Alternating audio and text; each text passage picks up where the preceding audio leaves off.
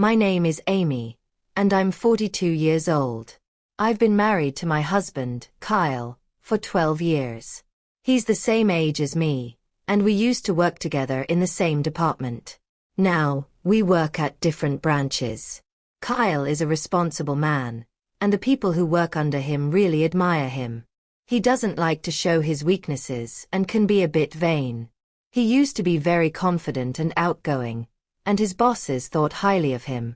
They expected him to get promoted easily. On the other hand, I'm more quiet and tend to stay out of the spotlight. I was surprised when Kyle pursued me so passionately since our personalities are so different. After dating for 5 years, he proposed to me with a big bouquet of roses. I had never felt so loved before, so I immediately said yes. I was excited to start our life together. However, after we got married, I found out we would be living with his parents. There was no prior discussion about it, and I wanted to say no, but Kyle was insistent. He told me, "My parents are good people, so everything will be fine."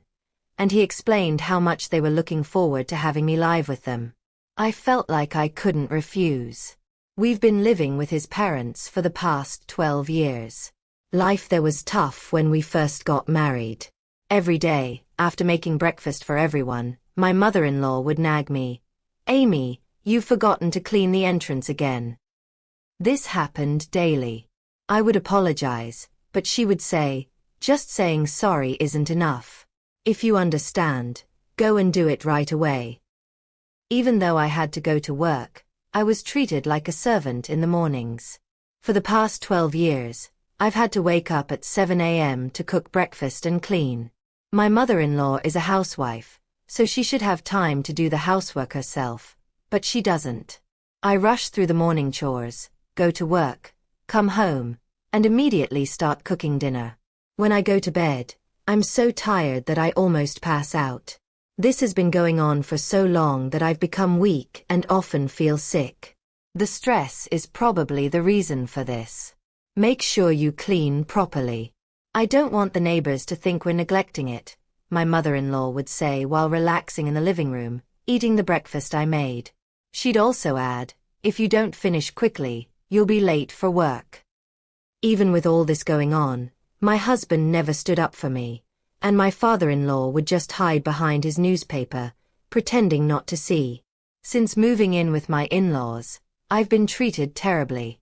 The stress has caused me to lose a lot of weight, and I now look unhealthy. My period stopped because of the sudden weight loss, and I couldn't get pregnant. Despite this, my mother-in-law kept blaming me. Before I got married, I cared about how I looked and was healthy. Now, there's no sign of that. The stress from the mistreatment and the shock of seeing myself in the mirror makes me feel depressed. I've become completely submissive to my mother-in-law. I've lost all motivation and don't even want to leave the house. During this time, I got news that my father had died in an accident. I hadn't visited my parents' home in a long time because my mother-in-law and husband would criticize me for wanting to go. I deeply regret not visiting more often when I heard about my father's death. My parents' home is about an hour's drive from my in-laws' house, so it's not too far. I asked them if they would come to my father's funeral. "My father's funeral is happening," I started to say, but they cut me off. "Well, we won't be going. Just have your family there, okay?" I never thought they could be so heartless. I simply replied, "I understand," while trying to control my anger and sadness. Many people attended my father's funeral. He was self-employed and had many connections. Everyone who came to the funeral shed tears, showing how much they loved my father. "Amy, it's been a while. You've lost so much weight. What happened?" My mother, who I hadn't seen in a long time, was shocked by how thin and unhealthy I looked. "Oh, it's nothing," I replied. "You're not sick, are you?" she asked, concerned. "I can't bear to lose you too," my mother said, thinking I was sick. She had just lost her husband and started crying. "I'm not sick, Mom. I'm fine. Don't worry," I reassured her. We sat down in the waiting room to take a break. Well, if you're not sick, what's going on? She asked. I thought about how my mother-in-law and husband had treated me. Even after learning about my father's death, they didn't offer any comfort. Feeling angry, I decided to tell my mother about my life with them. Actually, I've been experiencing what you might call bride bullying. I'm just so tired, I said, looking down. She looked at me with concern. I'm glad you're not sick, but this doesn't make me feel any better. Is this why you haven't been visiting much? I nodded. She then handed me a piece of paper. Read this and think carefully about what to do next, she said. The paper was my father's will. Being meticulous, he had prepared it in case something happened. It included details about inheritance. I get $570,000? I exclaimed, shocked by the large amount. You can decide how to use it, my mother told me. I was stunned but also hopeful. With this money, I could build a house and leave my in-laws' home. My life seemed to be looking up thanks to my father's inheritance.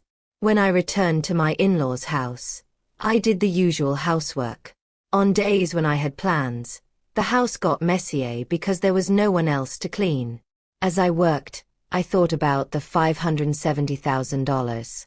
Despite my resentment toward my mother-in-law, I still wanted to be with my husband. I decided to be honest about the inheritance and suggest that we move out. I have something to talk about, I told my husband after my in-laws had gone to bed. We were alone. Yeah. What's up? He asked. It's about my dad. It turns out I'm going to inherit his estate, I began. Oh, really? How much? He inquired. It's $570,000, I replied. He looked shocked, as if he couldn't believe it. What? Are you serious? Yes, $570,000, I confirmed. When he realized what I was saying, he was thrilled and said, Wow, he left you that much. That's so generous. Since he was in a good mood, I decided it was the right time to talk about what to do with the money. But before I could say anything, he said something shocking. We need to transfer that money to my mom's bank account right away. I couldn't believe what I was hearing. Wait, why? I inherited it, I said, thinking he must be joking. It didn't make any sense. He suddenly slammed his hand on the table and said, What kind of nonsense is that? A wife's money belongs to her mother-in-law. He seemed completely serious, and I felt scared seeing how determined he was. I'm sorry, I don't understand what you're saying, I replied. All I wanted was to talk about building a house for the two of us, but he wanted to turn my inheritance into his mother's property. That night, I was so shocked that I couldn't sleep. The next morning, as I was making breakfast, my husband and mother-in-law approached me with angry faces. So, Amy, I heard you inherited $570,000 but said you wouldn't give it to me. What are you thinking? My mother-in-law demanded. She had already heard about the inheritance from my husband. But I'm the one who inherited it, I said, trying to stay calm. Stop arguing and transfer it to my mom's account right now. A wife's money is the family's money, right? My husband insisted. They were both determined to take the inheritance, no matter how much I resisted. Realizing that arguing was useless, I stayed quiet. Then my husband handed me a piece of paper. You're getting carried away just because you got some money. What's with the attitude? I'm the one supporting you. If you don't change your mind, it's divorce. The paper was a divorce form, already signed by him. Take this and go back to your parents' house. If you apologize properly, I might not go through with the divorce. As I stared at the divorce form, memories of my life in this house flooded back. I had never been supported here. I paid the same living expenses as my husband, and all the housework was my responsibility. They had never taken care of me, yet they always looked down on me. Now, they were trying to take my father's money too. If I stayed, I might give in to their pressure and hand over the inheritance. But this money was what my father had left for me. I realized that being told to go back to my parents' house was actually an opportunity. With the signed divorce form in my hand, I now had the power to make decisions about my future. I promised myself that I would never give up my father's inheritance, and I made up my mind about what to do next. That day, after work, I went back to my parents' house. "I'm home." "Welcome back, sweetie. I had a feeling you'd be coming home soon," my mother said with a warm smile as she welcomed me, knowing how exhausted I was. The table was set with her home-cooked dishes. I couldn't remember the last time I had eaten a meal someone else made. As I took a bite, I was so moved by how good it tasted that I started to cry. "Did you tell Kyle about the inheritance?" my mother asked. "Yes, and that's when things got complicated," I replied. I told her everything my husband and mother-in-law had said. She was shocked by what she heard. "The inheritance is yours, and it's up to you to decide how to live your life from now on," she said, gently putting her arm around my shoulder as I cried. After staying at my mother's house for a week, I decided to go back to my in-laws' home. "Well, I'm going now. Take care," my mother said as I left. I wasn't afraid to return to that house anymore. With a clear mind, I headed back. When I got there, my husband and mother-in-law were waiting for me with their arms crossed. "Finally back, huh? Have you reflected on your actions?" they asked. "Yes, I'm sorry. Please let me live in this house again," I said, offering a shallow apology. Hearing this, my mother-in-law smirked. "Then hurry up and hand over the inheritance." Actually, the inheritance process is taking longer than expected. It's still not with me. It's a complicated process, so it'll probably take another half a year or more. "It takes that long?" "Well, that's fine," they said, thinking I would obediently hand over the money when it arrived. But they continued to nag me about staying at my mother's house for a week. "The house is a mess because you didn't do your duties as a wife. Clean it up quickly." The house was indeed a mess after just a week, and it was filthy. It was almost impressive how dirty it had become in such a short time. "Yes," I replied. The old me would have been devastated to see the house in this state, but now, things were different. I didn't mind being bullied by my mother-in-law or doing the tough housework. I just did what she told me to do. 12 months later, it was her birthday. "We're going on a trip now. Make sure to keep the house clean," she said. She always went on a trip for her birthday, and they never took me along. "By the way, have you received the inheritance yet?" she asked. "It's supposed to arrive today," I replied. "Well, isn't that perfect? That $570,000 will be a present for my mom. Make sure to transfer it to her account before we return." There was no way the inheritance would conveniently arrive on her birthday, and my husband could see through my lie. I didn't respond but simply smiled and said, "Take care and have a safe trip," as I saw them off. Once they were gone, I put my plan into action. I had been waiting for this day for a long time. They would surely be surprised when they returned, but I didn't care anymore. I quickly packed my things and left my in-laws' house. "Wow, this is amazing," I thought as I moved my belongings into my new home. I had used my father's inheritance to build a house.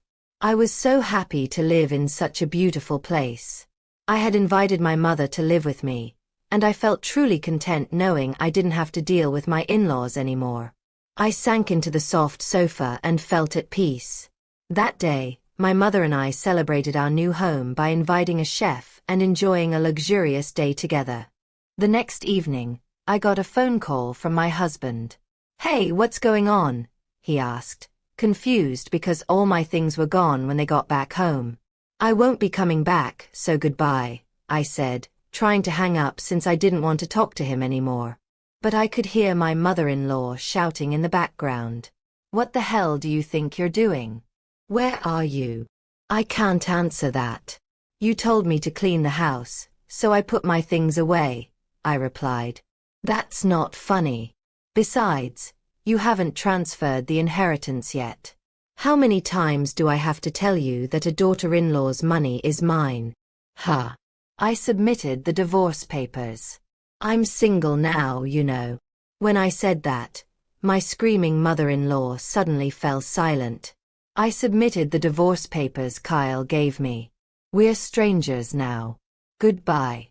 Imagining the look on my mother-in-law's face, I said that and hung up the phone. The thought of her being completely stunned made me laugh uncontrollably. My heart felt so light now that I had nothing to do with that family anymore. After that, my ex-husband called me many times. Whenever I had time, I would purposely answer the phone and let his and his mother's abusive words flow. I recorded every call from start to finish. I decided to take those recordings to the police. They told me that harassment from an ex-husband isn't uncommon and that they would issue a warning before things got dangerous. Luckily, the police acted quickly and went to my former in-laws' house to issue the warning. For my image-conscious ex-in-laws, having the police show up was a big blow. Plus, one of my ex-husband's subordinates, who lived nearby, saw the police visit. Since my ex was well known at the company, rumors spread quickly. Some of his subordinates and colleagues who didn't like him started exaggerating the story, making the rumors even worse. Eventually, the rumor reached the department where I used to work. So I heard the police came by, someone said. I'm divorced now, so I don't know much about it, I replied casually. What? You're divorced? Yeah, the bullying from my mother-in-law and my husband's abusive words were too much, I said in a slightly louder voice so that those nearby could hear. The gossip-loving employees quickly spread the word, and it didn't take long for my ex-husband's boss to hear about it. You've got quite a lot of bad rumors going around, the boss said. What are you talking about? My ex-husband replied nervously. I can't stand men who don't treat their wives well. And with these bad rumors, our reputation suffers too. So, I've decided to have you transferred. The transfer order given to my ex-husband was harsh. He was sent to a branch office in a region with the worst performance, an area nicknamed a landlocked island, because there was no entertainment or anything around. You understand what being sent here means, right? The boss said. Everything my ex-husband had built up crumbled, and there would be no chance of promotion in the future. He accepted the transfer and moved to the countryside, unable to refuse. As for my ex-mother-in-law, she was devastated by her son's tarnished reputation and the fact that they could no longer live together. She became a complete shut-in and eventually developed depression.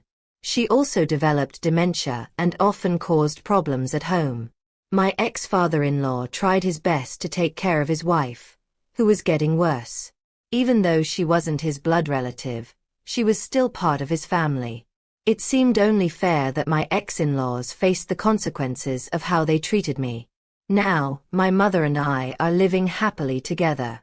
We even started gardening in our big yard. If I were still in that house, I would never have discovered such a wonderful hobby. Having a hobby has given me new energy, and my body, once worn out from stress, is now healthy. I'm very happy to have cut ties with my ex-in-law's family.